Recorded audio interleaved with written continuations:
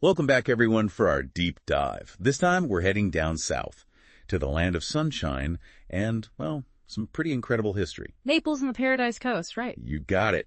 We're diving into excerpts from A Quick History of Naples and the Paradise Coast. And let me tell you, getting to the bottom of this one is going to be fun. It sure will. From what started as, get this, a swampy wilderness to the paradise we know today, Naples has a past that's more surprising than a lot of people realize. I'm ready to be surprised, I have to say. I always pictured Naples with those perfect beaches and palm trees. Hard to imagine it any other way. Quite the contrast, for sure. This area was basically untouched wilderness for centuries. To really get it, we gotta rewind back to the late 1800s. That's where we meet two pretty ambitious guys. John S. Williams, he was a Kentucky senator, and Walter Haldeman, a newspaper big shot. Okay, a senator and a newspaper guy walk into a Florida swamp. Sounds like the beginning of a joke. But really, what got them interested in this corner of Florida? Well, Williams was checking out land surveys, and he got wind of this untouched area in southwest Florida. He saw the potential, no doubt, and he brought in Haldeman to take a look. So they had the vision. But here's where it gets interesting. They got their hands on thousands of acres for just $3 an acre. Can you imagine the real estate frenzy that would happen now? Mind-boggling, right? That bargain back in 1886, it really set the stage for how Naples started to grow. Just think, all that land, all that potential, even with all the challenges of trying to build something from, well, almost nothing. I know. It makes you wonder, how different would things be if that land was more expensive back then? Would we still have this, I don't know, haven for the well-to-do? That's the question, isn't it? Makes you think about the impact of those early deals, for sure. Anyway, they didn't waste any time. Land secured. They started the Naples Town Improvement Company that same year. Even took the name from that Italian coastline. Talk about aiming high. Haha. Talk about aspirational branding. Yeah.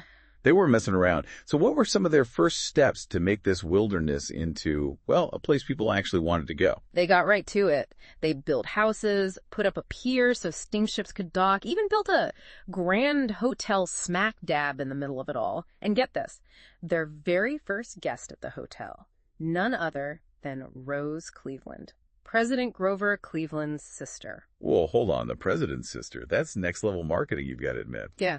Makes you wonder if they planned that, to get people talking and attract the right crowd. It definitely adds a little mystery, doesn't it? Shows they understood the whole influence thing, even back then.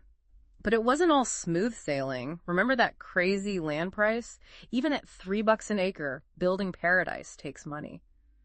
The Naples Town Improvement Company, they ran into some financial trouble. Oh no, not financial troubles. That $3 acre deal was sounding almost too good to be true. So what happened? Did they have to sell off some of their hard-earned swampland? Not quite. Our newspaper mogul, Walter Haldeman, he comes to the rescue big time. He ends up buying the whole Naples Town Improvement Company. I'm talking everything. Yeah. The land, the hotel, that steamship, the works. Wow. Talk about putting your money where your mouth is. Yeah. Seems like he had a lot of faith in this, this future paradise. But you said earlier he wasn't just in it to make a quick buck. You remember that. And that's what's so cool about Haldeman, I think. He knew Naples could make money, sure, but it was more like a passion project for him, too. He wasn't just trying to make a profit. He wanted to build something special, a whole community. That's pretty awesome, actually. More of a visionary than just a developer. So how did his idea for Naples, how did it change over time? Well, even with the best intentions, Haldeman couldn't escape the way things were going in the world. Along comes Ed Creighton, a pretty sharp land developer in the early 1900s. Creighton, he ends up with most of Haldeman's holdings and kind of ushers in this new phase for Naples. He was all about bringing it into the modern age. Sounds like Creighton was ready to hit the gas pedal. What kind of changes did he bring in? Think basics. Under Creighton, Naples gets electricity in 1926, a railway in 1927, and, this is a big one, that connection to the outside world, they finished the Tamiami Trail in 1928. The Tamiami Trail, right.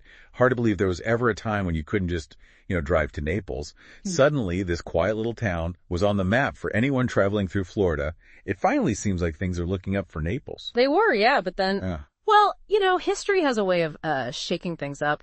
That market crash in 1929, it hit development pretty hard. Just when things were getting back on track, World War II happens, and that cast a shadow over everything, Naples included. So just as Naples is finding its footing, it gets hit with not one but two major events. Must have been something else for those early settlers, those developers, to go through all that. Did their dream of paradise, just fall apart? It's true, those times were incredibly hard on Naples, but we can't forget about the Seminole people.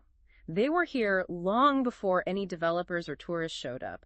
This whole time, they had their own way of experiencing these huge changes. New settlers, the ups and downs of land being bought and sold, the whole shift towards tourism. That's so true. We can't talk about Naples without talking about the Seminole people and their connection to the land. It adds another whole dimension to this story of paradise, being found and maybe even lost. Exactly. Their story is a part of this region's DNA. It reminds us that the paradise we see today, it's built on top of a history that's both, amazing and really tough at times. It makes you appreciate how strong both the land and the people are, that's for sure. But let's get back to those big decades we were talking about. The crash in 29, World War II, those must have had a huge impact. Did they completely stop Naples from becoming that vacation destination? Yeah, it's kind of wild to think about Naples back then, right? Yeah. Like dealing with the Great Depression and then World War II happening at the same time. Did all that just completely stop it from becoming a vacation spot? I like that you say stop because, well, the war definitely messed with any plans for tourism, but it also kind of set the stage for Naples to take off later. Remember we talked about the Naples airport? Yeah, for pilot training during the war, right? Exactly. And this is where things get kind of interesting. A lot of those pilots, after seeing how beautiful Naples was, they came back after the war. They were drawn back to it, the sunshine, the scenery. They thought it could be something special. So it's like World War II, this huge, terrible thing. It accidentally became like a weird advertisement for Naples. Instead of travel brochures, it was them actually being there.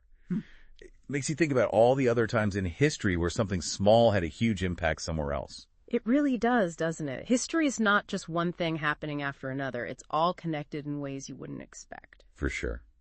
But before we get too deep into that, we got to talk about something else about Naples we haven't gotten to yet. The article mentioned it was a big farming area, and I got to say, picturing cattle ranches where those fancy hotels are now, kind of hard to do. It's a different world, that's for sure. Before everyone was heading there for vacation, agriculture was a huge part of Naples. Ranching, citrus farms, even regular vegetable farms, it was a big deal. Those industries supported a lot of people and really shaped the area. Like a whole other side to this paradise, hidden under what we see now. And just like those pilots, I bet some of those farmers saw how things were changing as tourism started becoming a thing. You're right. A lot of them, they saw the opportunity and switched gears. Sold their land for development, became part of the boom instead of fighting it. Pretty smart, if you ask me. It makes you think about how places change over time. Naples is like this whole story of ambition, people being tough and making it through things. And yeah, maybe a little bit of luck sprinkled in there.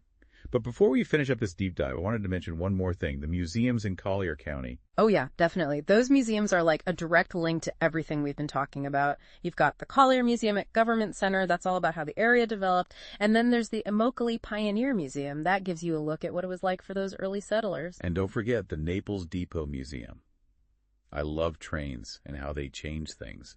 And for anyone who wants to experience the natural beauty that drew people to Naples in the first place, there's always the Museum of the Everglades. Absolutely. They all add so much to the story of Naples and the Paradise Coast, more than just a vacation spot, They're a chance to connect with its history in a real way. Exactly. It's one thing to hear about the past, but being in a place where it actually happened, seeing things from back then, it's totally different. Couldn't agree more. It reminds us that the paradise we see now is just one part of a much bigger, more complicated story. A story that's still going, right? Who knows what Naples will be like in another 50, 100 years? Yeah. It's really cool to think about all the things that'll shape its future, just like they shaped its past. It really makes you think. And that's what I love about history. It makes you curious and see things in new ways. Well said. And with that, we'll leave you all to think about those possibilities. Until next time, keep exploring, keep asking questions, and keep those deep dive requests coming.